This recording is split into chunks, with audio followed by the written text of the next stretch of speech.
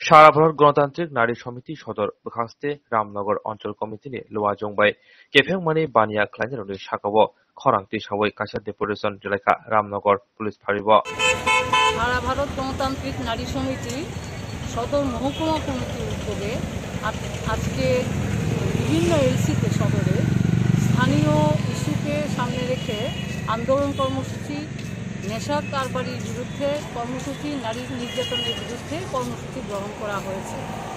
আমরা রামনগর অঞ্চল কমিটির পক্ষ থেকে গভীর উদ্বেগের সাথে আমরা লক্ষ্য করছি যে গোটা এলাকায় দীর্ঘদিন যাবৎ কালিকাপুর, মিনাবাড়ি, শিলপাড়া, গাঙ্গাইল, তারপর দুর্গাচুবনী, দুর্গণী বিতান মার্কেট থেকে শুরু করে রঞ্জিতনগর এবং 8 থেকে 12 নম্বর রাস্তার পেছনে অংশ, 5, 6, 7 নম্বর রাস্তার পেছনে অংশে প্রতিদিন রাতে নেশা কারবারিদের রমরমা বাণিজ্য চলে।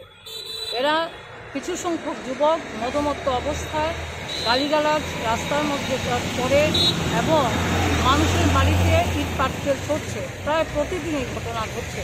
মানুষ আতঙ্কিত। আমরা মনে করি জননিরাপত্তা একটা বিঘ্নিত হচ্ছে। পাশাপাশি এলাকা দারুণভাবে এই সময়ে বৃদ্ধি পেয়েছে চুরি, ছিনতাই। মা বোনেরা সকালবেলা যখন রাস্তায় বেরোচ্ছেন তখন গলার হার ছিনতাই করছে, মোবাইল নিয়ে যাচ্ছে, ব্যাগ নিয়ে যাচ্ছে। এমনকি দুপুরবেলাতেও নির্জন জায়গা যখন দেখা যাচ্ছে তখন এই কাজ করছে। ফলে আজকে মা বোনেরও আতঙ্কিত, ঘর থেকে বেরোতে চায় না, সোনার চেন পরতে চায় না, হাতে সোনার জিনিস পরতে চায় না। তো সেই জায়গায় দাঁড়িয়ে সারা ভারত গণতান্ত্রিক নারী সমিতি, দায়িত্বশীল নারী সংগঠন, আমরা মনে করি যে এই জায়গা থেকে জনগণকে মুক্তি দেবার জন্যে আমাদের যাতে থানা অর্থাৎ প্রশাসন, পুলিশ প্রশাসন মানুষকে সহযোগিতা করে, তার জন্যে আমরা আজকে রামনগর থানায় এসেছি। অভিযোগ আমরা ডেপুটেশন সংগঠিত করব।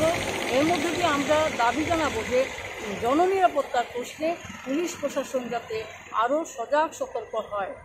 আমরা আজকে যখন আসছিলাম তখন আমরা দেখছি যে বিজেপি দুর্বৃত্ত, 3 জন বিজেপি দুর্বৃত্ত তারা ঘোরাফেরা করছে।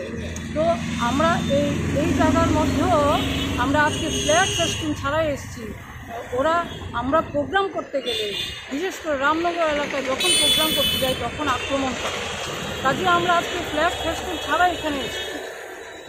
যাই হোক, আমরা বলবো যে এই দুর্বৃত্তদের আমরা ভয় পাই না, আমরা মানুষের জন্য লড়াই করি। আমরা আগামী দিনে আমাদের লড়াই জারি থাকবে। এই কথা আমি বলতে চাই আমাদের সংগঠনের পক্ষ থেকে।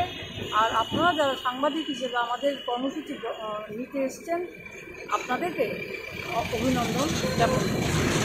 আপনার পরিচয়? মিতালি ভট্টাচার্য।